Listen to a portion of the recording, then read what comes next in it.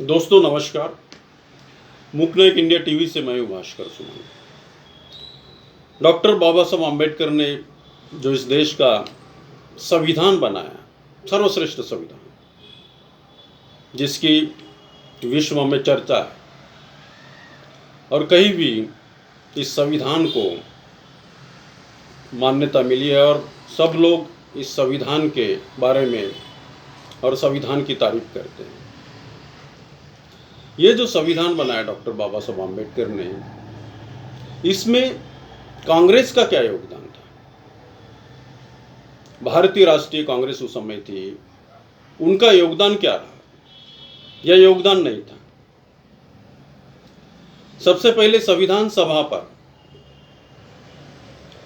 Doctor बाबा साहब आम्बेडकर को बंगाल से चुना गया था। डॉक्टर जोगेंद्रनाथ मंडल और मुस्लिम लीग के सदस्यों ने डॉक्टर बाबा साहब आम्बेडकर को वहां से चुन लिया था। कुछ दिन संविधान सभा चली और उसके बाद ही 5 जुलाई 1947 को बंगाल के विभाजन की शुरुआत हो गई और फिर बंगाल का विभाजन हुआ और फिर डॉक्टर बाबा साहब आम्बेडकर का जो सदस्यता थी डॉक्टर बाबा साहब आम्बेडकर की, वो निरस्त हो गई, खत्म हो गई। उसके बाद में संविधान कौन बनाएगा, इस पर एक चर्चा चली। अब कैसा करेंगे कि डॉक्टर बाबा साहब आम्बेडकर अभी संविधान सभा में नहीं है, उनकी जो मेंबरशिप है वो खत्म हो गई, उनकी सदस्यता निरस्त हो गई। फिर अब कौन बनाएगा? एक सबसे बड़ा सवाल सभी के सामने था। और कांग्रेस जो थी, कांग्रेस को ये मालूम था कि डॉक्टर अंबेडकर के बगैर, डॉक्टर बाबा साहब अंबेडकर के बगैर ये लिखना नामुमकिन है। सभी सदस्य, सभी जो मेंबर्स थे, उनको मालूम था। इसलिए पंडित नेहरू और डॉक्टर राजेंद्र प्रसाद ने तत्काल मीटिंग बुलाई और वहां प्रस्ताव रखा है कि डॉक्टर बाबा साहब आम्बेडकर को संविधान सभा में लेना बहुत जरूरी है, अनिवार्य है। डॉक्टर बाबा साहब आम्बेडकर ही ऐसे है कि जो इस देश का संविधान बना सकते, लिख सकते हैं।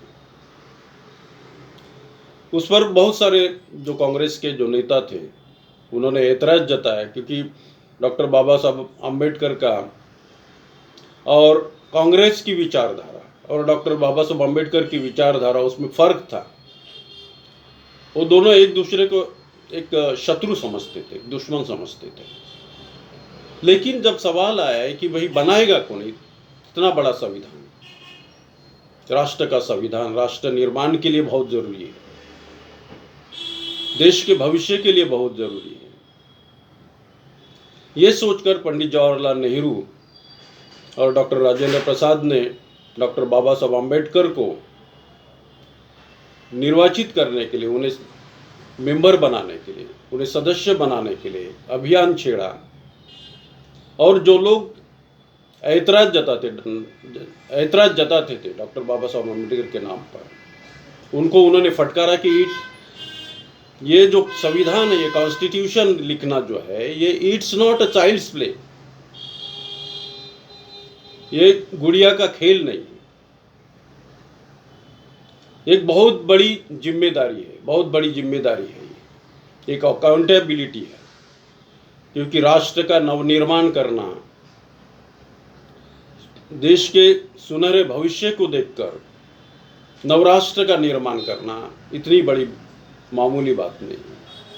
इसलिए डॉक्टर बाबा साहब आम्बेडकर ही एक कुशल और लायक व्यक्ति है जो इस देश के संविधान को बना सकते हैं। उन्होंने ठहराव पारित किया, प्रस्ताव पारित किया, और उसी समय एक संजोग की बात, इत्तेफाक की बात यह है कि डॉक्टर जयकर जो संविधान सभा में थे, उन्होंने अपना रिजाइग्नेशन दे दिया था, इस्तीफा दे दिया था, उनकी जगह खाली थी। इत्तेफाक देखिए, संजोग देखिए, उसी समय उन्होंने फिर ये निश्चय कर लिया है कि डॉक्टर बाबा साहब अम्बेडकर को चुनकर लाना बहुत ज़रूरी है। तो उन्होंने एक व्हीप जारी किया, मुंबई विधिमंडल से उन्होंने व्हीप जारी किया। वहाँ पर सभी जो सदस्य थे उनको व्हीप जारी करके बताया है कि डॉक्टर बाबा साहब अम्बेडकर को चुनकर लाना बहुत ज़रूरी है। डॉक्टर बाबा साहब अम्बेडकर को फिर बॉम्बे विधिमंडल से, उस समय बॉम्बे विधिमंडल कहा जाता, तो बॉम्बे विधिमंडल से चुनकर लाया गया और फिर से वो संविधान सभा में चले गए और संविधान बनाने का नेक कार्य डॉक्टर बाबा साहब अम्बेडकर ने किया। उसके लिए उन्होंने इतनी कड़ी कठोर मेहनत की। 2 साल 11 माह 18 दिन में उन्होंने इस देश का संविधान बनाया, इस राष्ट्र का संविधान बनाया, जो सर्वोपरि और सबको मान्य है और सभी के लिए, सभी जाति धर्म को लेकर उन्होंने जो संविधान बनाया, सभी के हित के लिए जो संविधान बनाया, ये बहुत बड़ी बात है। धन्यवाद।